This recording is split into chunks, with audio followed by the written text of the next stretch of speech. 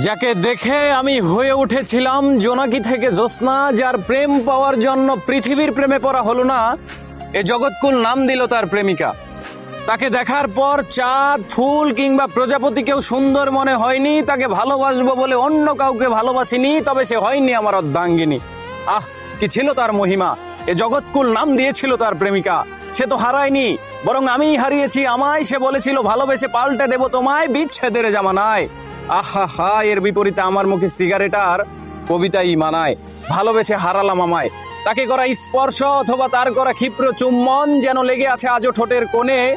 শুধু নেই নেই সেই অনামিকা যার নাম দিয়েছিল জগৎকুল প্রেমিকা। আমি শুনেছিলাম এ পৃথিবীর মানুষেরা চাইলে সবকিছুই হতে পারে, তাই আমি চাঁদ, সূর্য, মহাবিশ্ব চাইনি হতে, শুধু চেয়েছিলাম এক জনম তোমায় ভালোবেসে যেতে।